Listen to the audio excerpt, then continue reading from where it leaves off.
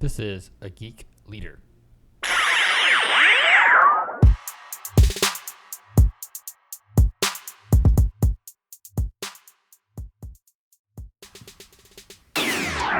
Hello, and welcome to episode 172 of Geek Leader Podcast. I'm your host, John Rauda, and let's talk about Rust. If you're not familiar with Rust, Rust is a programming language that is used all over the place, from game development to aerospace engineering. It is built to be extremely reliable, extremely efficient software. And if you want to learn more about Rust, there is a free one-day conference on September 15th. So it is at the Live at Manning conference, and you can check it out. It's a full day where it goes all the way from how to learn Rust, what is it about, how to use it, what are some applications for it, where does it work the best. I mean, we're talking about from game development, aerospace engineering, and everything in between. So you can learn more about Rust and attend this free one-day conference on September 15th, starting at 12 o'clock to 5 o'clock Eastern Time. Go to geekleader.com/rust. Again, that's geekleader.com/rust to learn more. All right, Geek Leaders. Today on the show, I've got Corry Robertson. She is the leading global expert on organizational culture, engagement, retention in the tech industry with over 20 years of experience. And her clients include Fortune 100 companies. And we're going to talk about engagement today. We're going to talk about how to keep your employees focused and engaged, and how to do the right things as leaders to make sure you're meeting the needs of your employees.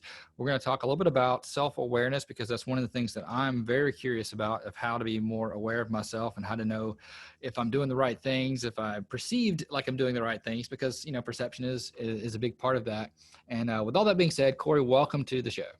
Thank you for having me.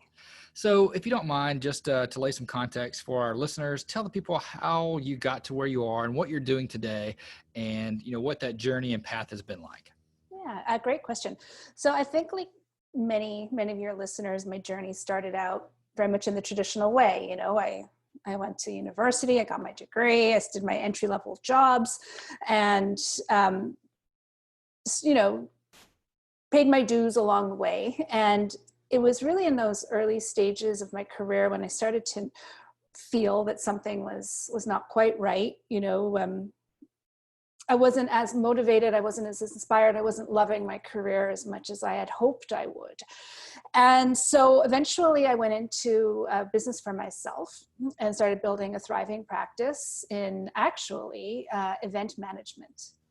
And lo and behold, you know, life continued to take place around me. And I got married, I got pregnant, and my husband had the opportunity to move abroad and take a job in England. So decided to try the stay-at-home mom gig for a while, moving to, you know, Europe with my family. And a few months into settling down there, I started feeling that this, you know, being a full-time stay-at-home parent wasn't great for myself. It wasn't great for my child, my family. So I decided I was going to reboot my business. But here I am in a brand new place, and I don't have a network. So I decided I was going to build my own network. And before I know it, I'm running a small business offering marketing tactics to micro businesses. And so I was publishing a magazine, I was running networking events, I was organizing public speaking opportunities for my clients, and I was running trade shows. And in this nucleus of new clients, I discovered professional coaching, because 3 of my clients were professional coaches. And I had left Quebec, Canada, and professional coaching as it is now hadn't really taken off yet. And Europe was way ahead of the game. And so I thought, what is this coaching thing? So one of my client, he lent me his training material, and I read 2 binders in one weekend. And that was it for me, because I realized all along when I was in my early career, when I was trying to seek that passion and that motivation for work that felt like I was missing, I learned from coaching that coaching closes that gap. It helps people reignite their passion. You know, the passion that we have for work is very much like one of the great loves of our lives, right? We go out we get our degrees and go out into the workforce looking for that dream job, and we get so ultimately depressed when we realize it's not happening. So coaching really helps reignite people's passion for their work through the leadership style that it is. And people really respond well to coaching, and we can talk about that a little bit more, but that's a little bit how I came about it. It was not a straight path. It was started off as a traditional path and then turned into a whole other journey. Yeah, and I've talked to some coaches before. We've had coaches on the podcast, and I think it's one of those things that you never see a professional athlete that doesn't have a lot of coaches around them that help them out, that teach them different things. And why is it that we think we can be professional, superstar leaders without someone else there helping us? Everybody needs help. Everybody needs someone to kind of guide them and help them along the way. And I think that's an important aspect. So here in the States, I know we've gone through this lockdown and then reopening and then lockdown again in different areas and things going on. And it's been crazy. And a lot of companies are starting to not just work from home, but, tell people, hey, you're not allowed back in the office. You have to work from home. And in technology, it's been somewhat of a challenge to make sure that employees have access to everything they need. They're mobilized, and our stress level has been high. Keeping security up, making sure that, we're letting more people in from the outside, but we got to make sure it's done safely. And I think sometimes, tech leaders, especially, we kind of lose focus of the people when we're focusing on all the tactics and things that we have to do to move forward. What are some things that we can do maybe to make sure that our team is cared for properly and that we are focusing on the people and not necessarily just making sure we've got all the boxes checked? That's a really, really great question. I think it's a choice to be mindful that your team members are human beings, and we forget, and I think it's because we're not trained to remember. But when we're all working at the office together, we see each other. We can tell when somebody's not well, emotionally or physically. We can chit chat. We have water cooler talks. You can just walk by and observe somebody's state of being. Where people, when working from home, we can't see them anymore. So we lose touch with how they might be feeling. So it's a mindful choice on the part of the leader to know that your team members, they need touch points with you, and you have to build it into your daily routine, to check in. And I have been, talking on LinkedIn with a lot of leaders around the globe, checking in with them, saying, what are you seeing? What's going on for you? What do you find is working? What do you find is, is backfiring on you? So I know there are folks out there who are being mindful, and I think that is the number one step. Yeah. And, one of the things that I've noticed is, right now it's more than just lockdown and COVID. There's a lot of stresses happening with people, like school starting back up, and what am I going to do with my kids that are virtual school now, and I've got to stay home. And anybody that has, like, I've got 3 kids. I've got a 9, 6, and 2-year-old, and my 9-year-old, I could just set her in the right direction and give her a computer, and she's fine. She can handle it. She knows what she's doing. She's very responsible and can take care of it. My 6-year-old, on the other hand, I know at the end of last year they went virtual, and he was at home, and he had a Zoom class. And we set him up in the basement with his iPad and got it all started. And then I got on one of my calls for work. And once I ended the call, I walked back and his iPad's there. And his teacher's on the iPad and they're still doing their class. And my son is nowhere to be found. So we've got different situations that are causing, maybe stress and causing people to, not focus on maybe their employees because we've got other things we think we need to focus on right now. How is it that we can maybe set a routine or a pattern or something so that we do the things that are necessary to just keep people in touch? Right. So the piece with, parents with young children, I get a lot of coaching calls, people coming to me explaining very similar situations to yours, and they're saying, what can I do better? How can I fix this? What am I doing wrong? And my heart goes out to you, because it's how is a person supposed to be on Zoom calls for 8 hours a day and keep their eye on their little ones who need supervision? So every family is finding their own rhythm and their own routines to make that work. Some people are opting for an open concept. I know we all say, make sure you limit distractions and you close the doors and you turn off the phones, but it's not always possible, right? So some parents are saying, listen, we're doing family work day. We are all in the living room. I have to keep my eye on my children, and I might have to pause the call for a second with you to go and, pull my child out from, I don't know, the kitchen cupboards because he's after the cookie jar, whatever the case. And I think for the leaders, for the managers out there who are responsible for these teams, I think it's really important that you practice compassion. And compassion is a very, very new word in the leadership lexicon right now. It's always sort of been hovering under the surface because it sort of seems like, yeah, that's obvious. We have to be compassionate as leaders. But now that's really being tested. And I don't think the point can be made strongly enough that, parents like yourself, and I don't know what it's like in your household, but in a lot of households, I know that parents are burning out. And I have had so far way too many really, really strong, high potential, high performing individuals who are on career track to the top just tell me, Corry, we're done.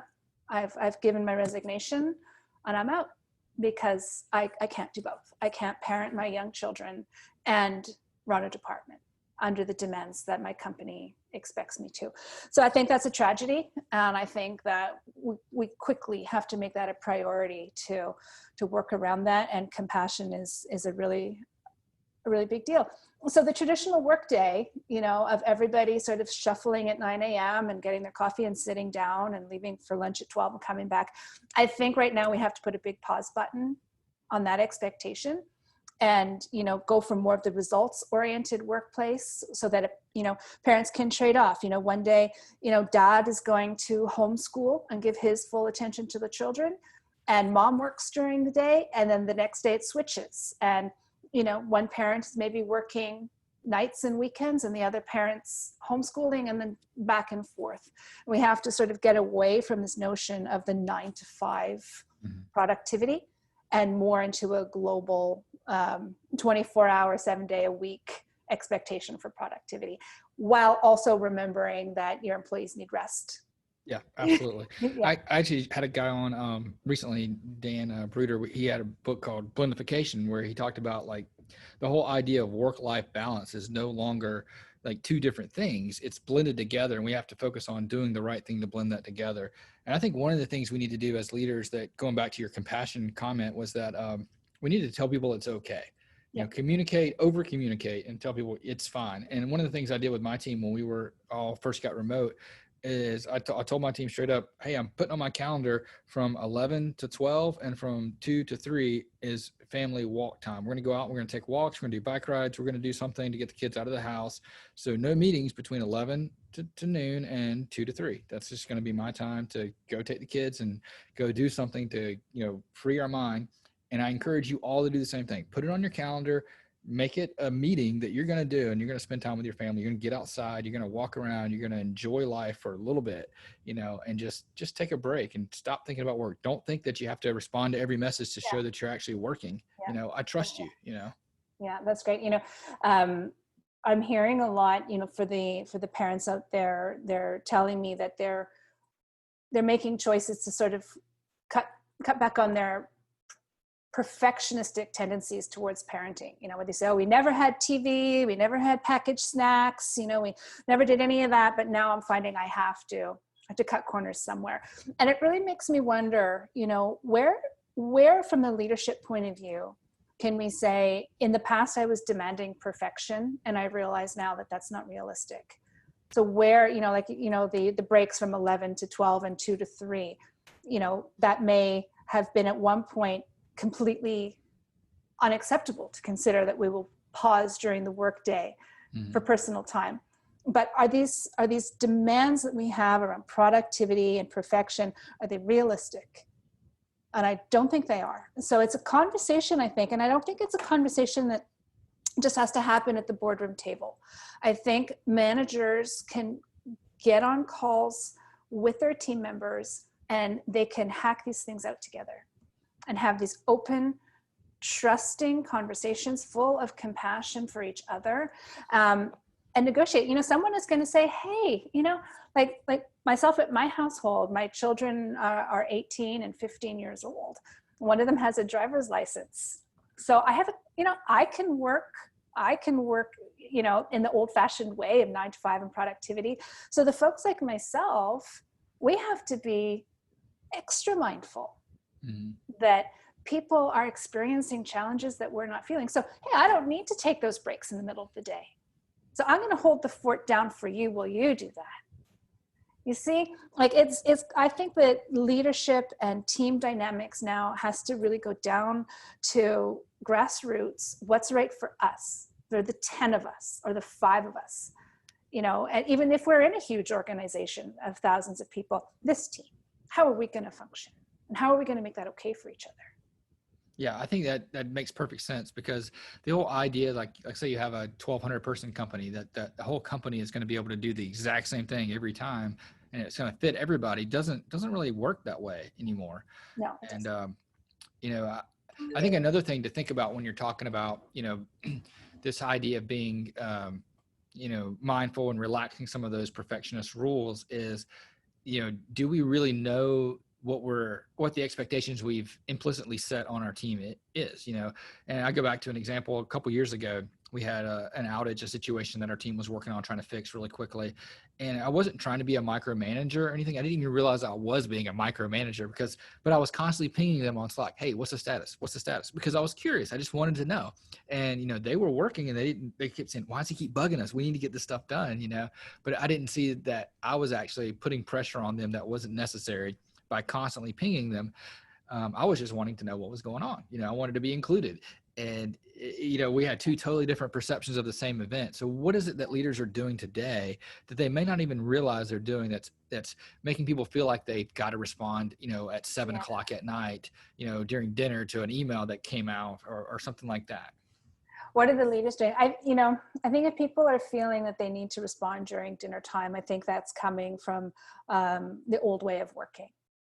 Like we were just talking about relaxing some of these expectations. So I think leaders need to communicate that, if you're having supper, get back to me later. So I think there's a lack of communication if that's still happening. People have to understand what the new rules of engagement are. With regards to the micromanaging and the pinging, I do want to touch on that a little bit and just acknowledge that, I know in the United States, like I'm up here in Canada, I'm watching the news, watching what's happening with COVID, watching what's happening with your political situation, the race riots, the forest fires, it is really a lot going on for you guys yes. right now. And in my language, we call that, we would say that this is probably putting many of you into a state of what's called overextension. Another way of putting that is stressed out, right? So as leaders, when we go into our overextended persona, what we tend to do, and it's a human reaction, we overuse our strengths. So when we're overusing our strengths, we're doing it because we know that our strengths and our qualities get results. And when we're overextended, we feel the pressure to use those even more, so we get better results faster. How those appear is not like, oh, look at John, he's overusing his management strengths right now. No, they're not saying that. He's like, oh, look at John, he's being a total pain in the where, because when a strength is overused, it starts to look like a fault or a weakness. Okay, so the way to remedy that is self-awareness. To get a real, and it's not just leaders, we traditionally have used the word leader as the person who's responsible for getting other people to get stuff done. But now I really want to amplify the definition of leader and apply that to all people, all adults with responsibilities, all kids with responsibilities. We all are leaders. And it's because we all affect each other. We all influence an outcome of something, for better or for worse. So we want to have a sense of self-awareness where we can really get a strong grip of, and I believe most would agree there's, I think 24, 25 commonly held human qualities. And we all have all of them, but we use them to different degree. And we show up differently depending on our level of overextension. So getting a sense of how we show up with our qualities and our strengths, and how we show up when those qualities and strengths are overextended, how to recognize them in others. You know, so if I know you, if you're my manager and all of a sudden you're micromanaging me as your direct report, I can take a leadership role and say, oh, John's micromanaging me. I know that means he's overextended right now. I'm going to check in and I'm going to see what's going on for him and how can I help alleviate that. And then with a good sense of these qualities and these skills and how they show up, you can really do just that. You can take the journey to composure, rein it in when you're overextended, and you can help your colleagues rein it in when they're feeling overextended. Maybe it's with compassion, you know, maybe it's with taking something off someone's workload. Maybe it's giving extra PTO during the day. But like I said before, there's no blanket solution. There's no blanket formula or code, a one size fits all. That doesn't exist. It's about leaders sitting down with each other and having conversations. Yeah, for sure. I think it sounds like it goes back to having those conversations and being able to trust each other and, you trust. Good know, word. and doing what they feel is the right thing for the group, you know, and coming together and say, hey, look, we're all in this together. We're a team and we trust each other. We got each other's back. And, you know, if you're overextended, I'm going to do what I can to help you out. And if I'm overextended, I trust that you'll do the same thing for me. Yep. Yep. That's a great way of putting it. And I think what we have is we have a lot of people that have fear that see, you know, well, the economy's going down, you know, there's a lot of people are losing their jobs. I've got to, you know, I can't trust anybody. I've got to take this into my own hand. And I think we as leaders have to come in there and say, look, you know, you can trust us and we're going to take care of you right now during this tough situation. And a lot of companies have done that. I just saw an article yesterday that Salesforce has extended their work from home through August 2021, and they're giving parents with children that are in virtual learning like 6 extra weeks of PTO for the year. You know, it's crazy, but that's great. They're showing, hey, we've got your back, and I think that's one of the things that's missing from a lot of companies. Yeah, absolutely. You know, and I hesitate to engage in language where we say, you know, the economy is dying, or, you know, we're going through a very, very difficult period, but things are going to be okay. You know, human beings are resilient. Human beings are gritty and powerful, and we are very uncomfortable right now for many reasons, but we are going to be okay. And this really has to be the overarching message that we are resilient. We will overcome what's going on. We will heal, you know, we will recover. Yep, absolutely. And I think that's one of the things we have to look at things positively, right? And, you know, we're in the middle of a pandemic. You know, well, we got lucky that it's not a bad pandemic. You know, the death rates really aren't as bad as we thought they were. You know, now that we've done more research, we've learned more about it. The quality of care has significantly increased. There's a lot of good that's come of this. You know, in the past, you know, when a vaccine was being worked on, it was all worked on in silence. They didn't share their information. Now we have this sharing of information, people coming together, and hopefully we'll take what we learned from this disease and use that collaboration to tackle cancer or to tackle the next thing, you know, and move and forward. John, that's leadership language. What you're doing right now, you know, is really taking people out of the worst case scenario and out of the depth of the darkness. And it's not to say the darkness is not true right now. Right. It is true. People are suffering, but your language right now, your tone, your posture, your perspective is what reignites people with hope. Right? You know, there's a really fun exercise that you could try and your listeners can try. And I learned it from Dr. Nadia Cicciambayavea, who is the author of a book called The Titanic Syndrome. I highly recommend anybody reads it. She uses the Titanic as a metaphor for how and why companies sink. And her exercise that she teaches is about turning fear into positive action. And it's a team exercise. It's not difficult. It's not expensive. It's free, actually. And basically what you do is a team, you know, the meeting leader opens up conversation around what are we most afraid of? And everybody gets to add. Everybody gets to speak. Everyone gets to share. And it could be anything. I'm afraid that, I don't know, whatever. I don't know. We have a drought here in Quebec this summer. I'm afraid my vegetable garden is going to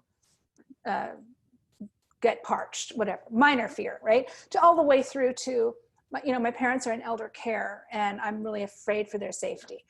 And so everyone gets to share, everyone gets to put their items on the list, no judgment at all. And then you work through 3 layers. What is likely to happen? What is unlikely to happen? And what do we not know? What's the unknown? And then you divide them all up into their categories, and then you address each one by one. And what happens inevitably in this exercise is we see that the worst case scenario that we really have no control over is minute. Yeah. And we see with the rest of it that we can create action plans together. We do see where we have each other's backs. We pledge to have each other's backs. And it gives us all a sense of camaraderie. We're sharing this space together. As a team, as a community, we will find solutions to anything that may come up. And we're not going to put more energy than is necessary on the things that are completely out of our control. Mm-hmm. We will trust each other that if that were to happen, we'll be there for each other and we'll get through it together. Yeah, no, I think that's a very good exercise to do. And it sounds like it takes, I think it was Tim Ferriss in one of his books, he talked about, when you're challenging fear, you need to think about the worst case scenario and figure out what the likelihood is for that happening. And then for all the other scenarios, what is the action plan that you can do to get through that? And I think it's kind of what you're talking about there is to do that with your team, Yep. Go through it with your team and figure out what, okay, so let's say we lock down and we're in this pandemic and we can't leave our house for the next year. How do we move forward as a team? How do we get through this? How do we work remotely for everybody? Yeah. And I think those are conversations that need to be had, with your boss, with your team members, with your coworkers, and, figure out what your plan is. Just so even if you don't have to execute on any of this stuff, it just gives you comfort to know that there is a plan and that you have gone through these exercises. And, I know we have in technology, we have this disaster recovery plans that we put through, and we say, okay, we replicate our data somewhere. We've got services running up, and here's the list of priority services that have to be brought online, like email. Email is super important for everybody, right? So we have to make sure email is always up. And if something goes down, how do we fail that over that? And one of the comforting thing as a leader is to know that our team has practiced this, that maybe on an annual basis, we flip over to our disaster recovery site and we run off of it. And we see how it goes and we're comfortable with it. So when something does happen, we know that we can handle it. It makes us feel better. Yeah, absolutely. Absolutely. That's a great journey to composure exercise, right? To see what is the worst case scenario and how are we going to handle it? And then I'll debrief after, right? Mm-hmm. Look, the worst case scenario, we simulated it, we got through it. We are relatively unscathed. We also, we're okay. We're here talking about it. So that's a good thing. Mm-hmm.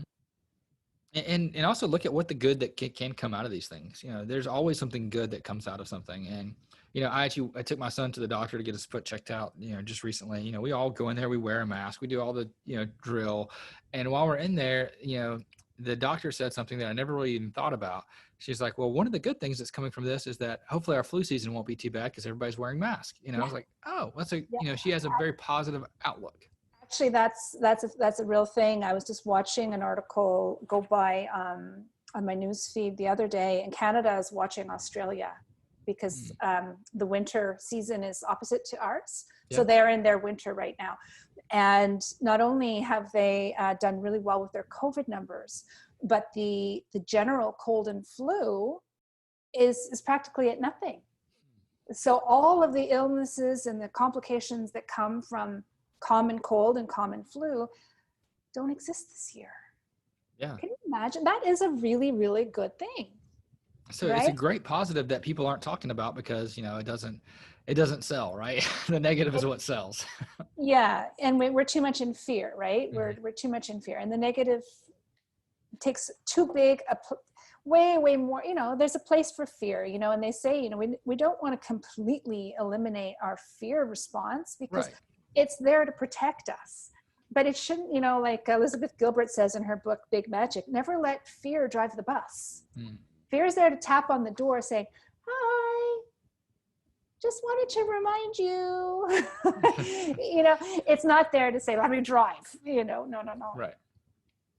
No, I think that's good. And I think that's one of the, going back to fear, that's one of the things that, sometimes prevents us from having these conversations is we're afraid of bringing up the bad thing. We're afraid to talk about it. I know, talking about, you mentioned, all the stuff that we're going through when the George Floyd thing happened and people were afraid to talk about race, especially in the workplace. There's a lot of bosses that just totally ignored it and didn't have those conversations with their African-American employees and saying, hey, are you okay? Do you want to talk about this? What can we do? And, and being a white male in technology is kind of one of those things where, I'm part of the problems, as a group. And I want to, figure out how I can, put an end to this and how can I help to stop this? So, I reached out to my employees and we talked about it. And was I nervous? Was I scared? Absolutely. And I prefaced the whole conversation was, if I say something offensive and bad, I'm so sorry because I don't know what I'm doing. And that's why I'm talking to you, because I want you to correct me and help me do the right thing. So I'm curious. Let me ask you a question. Sure, go for it. Did you say or do anything that was deemed offensive? Yeah, absolutely. And honestly, I started this whole thought about trying not to be offensive back in January. And I know it's not that long ago, but I was at a conference in January and I was giving a talk, and without even thinking about it, I said, when I got the feedback from the conference, one of the things I saw was that someone thought that I was offensive. And I was like, well, how is that possible? I went back and rewatched it and I didn't see it. So then I actually reached out to the conference organizer and they talked to me about it. And I guess when I was talking about technology, I said, the guys on my team, and I used the word guys on my team, and that offended someone because my team is actually 40% female, so, but I said guys on my team and they thought that was offensive. I was leading to a male stereotype in technology. And, it never occurred to me that guys was even a male term. I just assumed that it was talking about people, I didn't know. So now I want people to tell me, I'm curious. And now when I give my talks, I'm cautious about saying the word guys. I'm going to try not to say the word guys. I'm going to say people. And, so when, George Floyd happened, I reached out to employees and, certain ones, and we had conversations and I asked, what do I do that's offensive? Or what do I do that's, potentially leading to this systemic racism or what am I not doing that I should be doing? And, they gave me, didn't have a whole lot of things that they could point out. But one of the things was, and I talked about this with my team about resumes. I'm very picky on resumes. And probably too much. When I'm hiring, I'm looking at fonts, I'm looking at the way it looks. And sometimes I don't even read the content if it doesn't look good. I'll just reject it and I said, well, you know what? You're actually having a bias based off culture because different things look good to different cultures. And you need to think about that. Just because you don't like, just because Helvetica is the font that you're looking for on your resume and they did it in Times New Roman, you shouldn't reject it, And I was like, really? Like, I don't read the names because I don't want the names to influence me. And I'm like, well, it's not about that. Sometimes it's one culture may have their resumes in a certain format because that format is appealing to that culture. Interesting. And I never even thought about something as simple as, font as being, Yeah. Well, that, and that's so interesting because that's not just a race issue. That's a generation, that's an age issue. Correct. That's a gender issue. I can definitely, someone said to me recently that, she didn't like the font on my website, and this came from an artist, and it's like, it's not made for you. My website is not written for you. Yeah. So it's a very good point. Thank you for sharing that. Yeah. So it's been interesting. And that goes back to the first topic we talked about, self-awareness, right? And I don't know what I don't know, right? I don't know if I'm being overbearing, if I'm being offensive, if maybe, and I even had a former employee of mine, we were talking one time and he told me he doesn't like it when I say good morning in the morning. He's like, I'm not a morning person. It annoys me when people stop by and say good morning.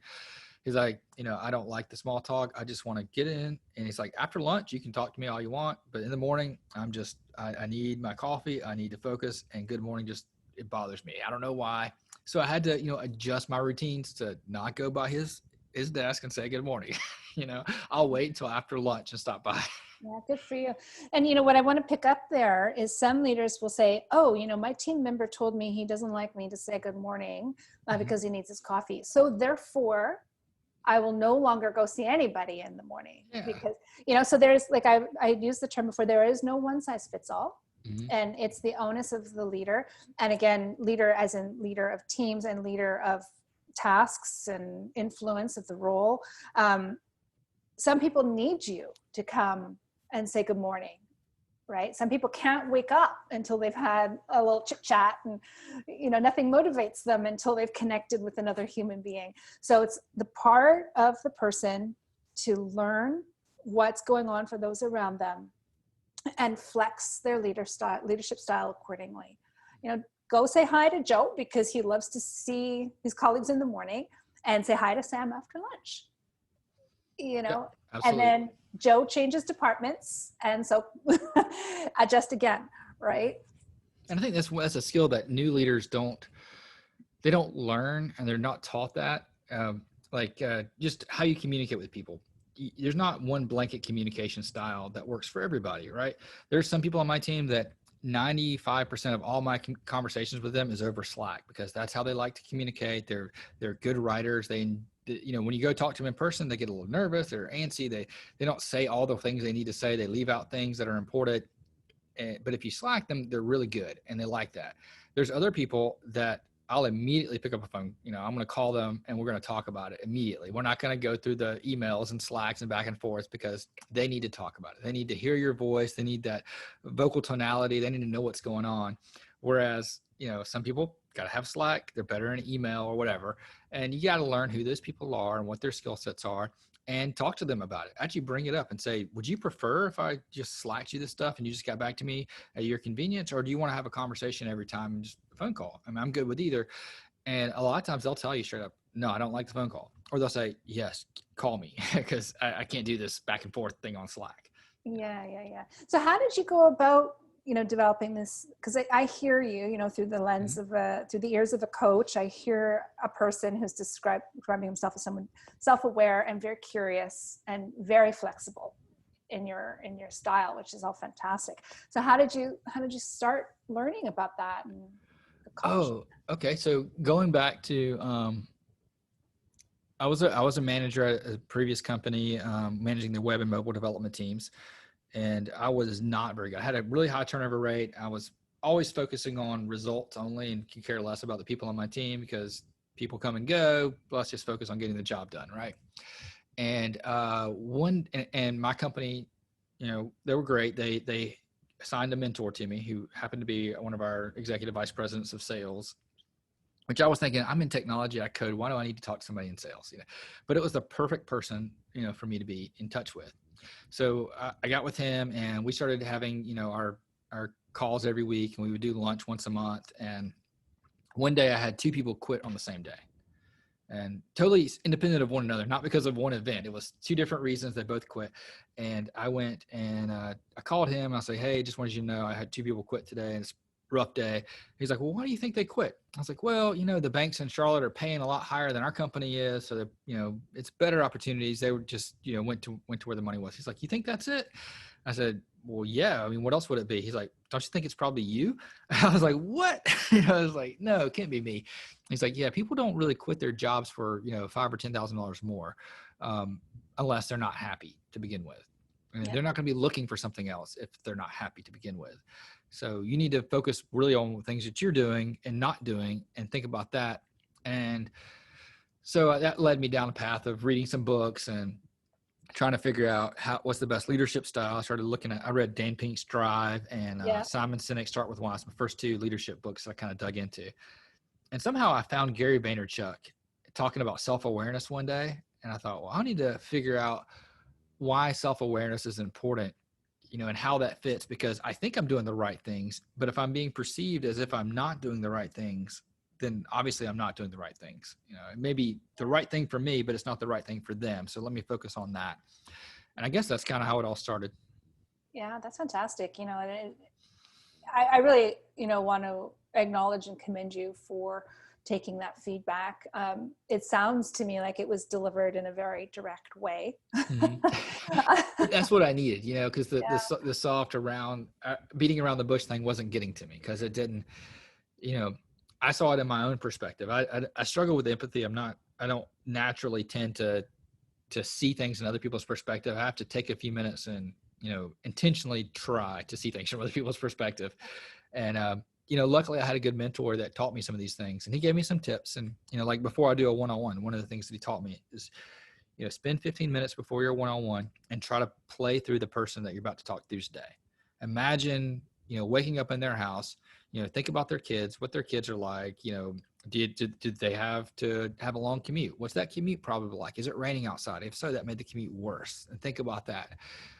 Do they like to drive? Do they listen to audiobooks in the car, or are they listening to music? What kind of music do they listen to? And try to get yourself in that mind of that person prior to them coming in, so that you can receive what they're saying in a way that makes sense.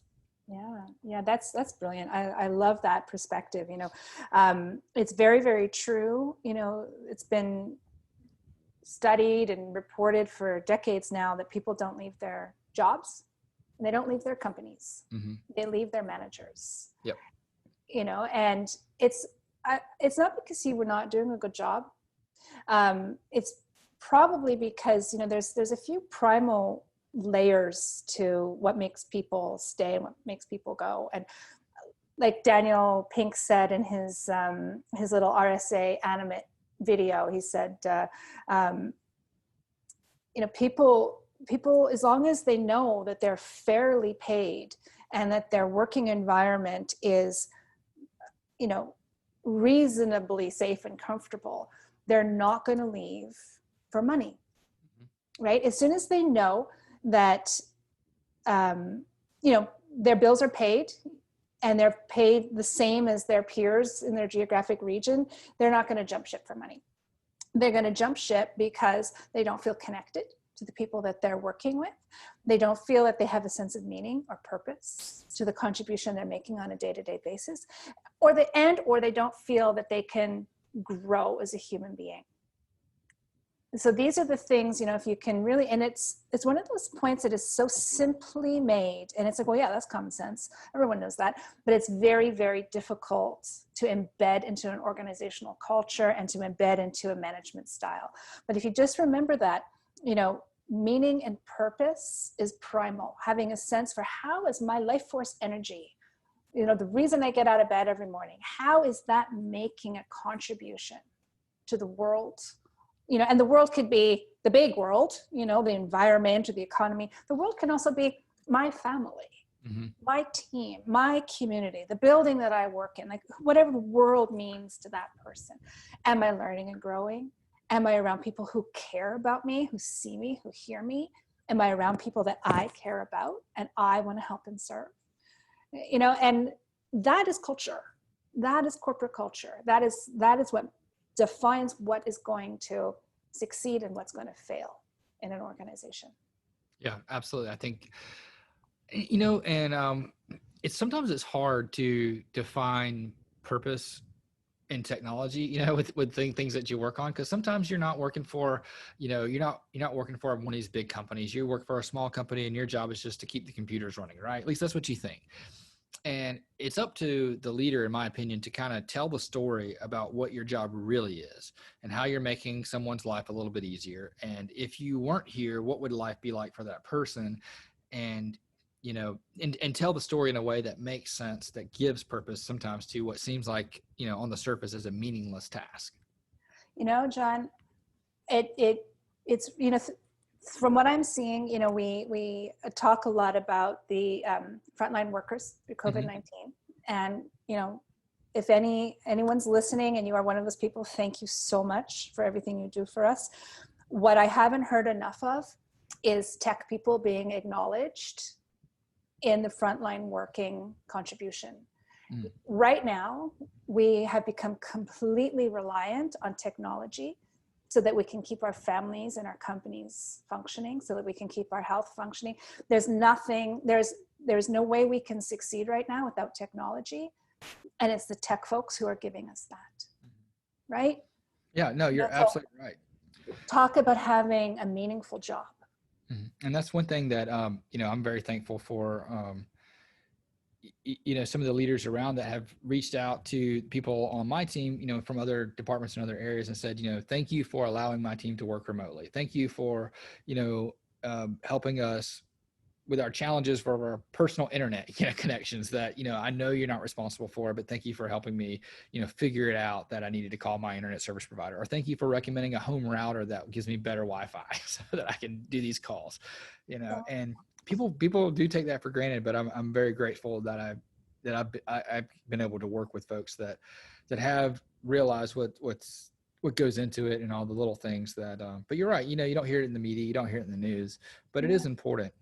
Yeah. And so for the individuals, who are on your team, who think, oh, my job's not important. Like I had a client in aerospace in the supply chain side, and he's like, oh, there's no meaning or purpose. I'm like, you work in aerospace. You get people to business meetings safely.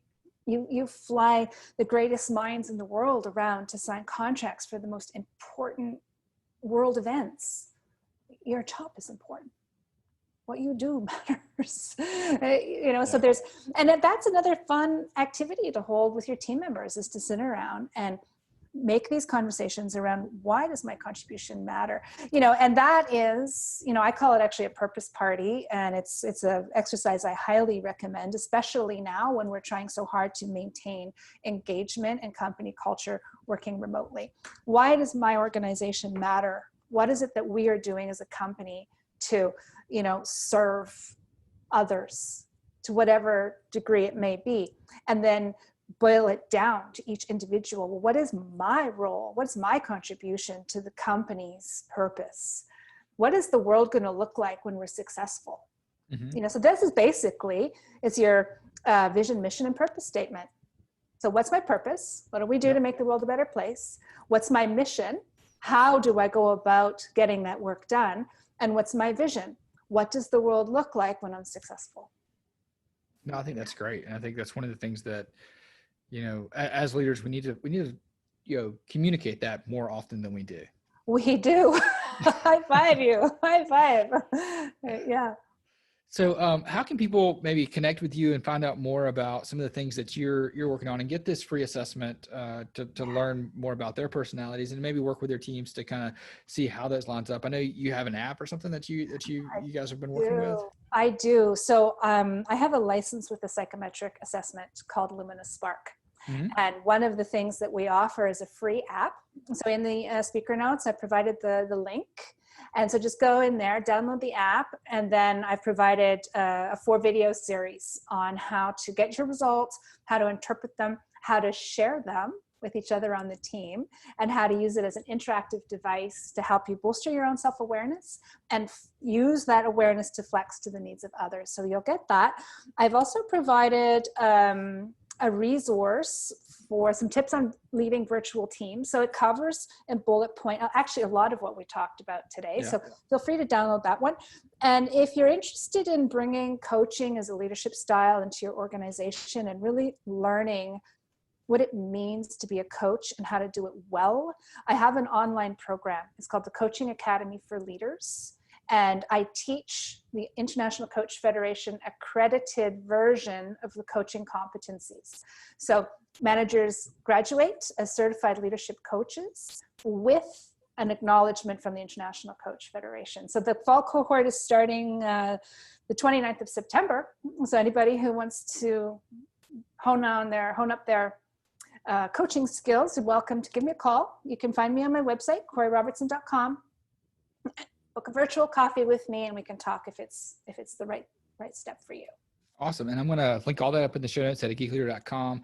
And I've already signed up for my self-assessment app, as well as downloaded the ways to improve your virtual team meetings, because, we can always look for ways to improve. There's always things that you can do to level up our game there. So definitely want to encourage everybody to go there and do that. Corry, thank you so much for coming on the show. And I'm going to go ahead and link up your Facebook and website and YouTube and everything on our site as well. Really appreciate all the content that you guys have been putting out. Really good stuff. Thank you. Such a pleasure to talk to you. Thank you so much for spreading these important ideas. I'm so grateful to you. Well, thanks so much. Take care. Stay well. Hey guys, if you enjoyed that episode, please share it on Twitter, LinkedIn, Facebook, wherever you share your content. And don't forget to head on over to Apple Podcasts and leave a rating and review. I'd greatly appreciate that. And if you want to find out more about Rust, Don't forget there is a free one-day conference September 15th. Go to geekleader.com/rust. Again, geekleader.com/RUST, rust, for more information. Again, geekleader.com/rust.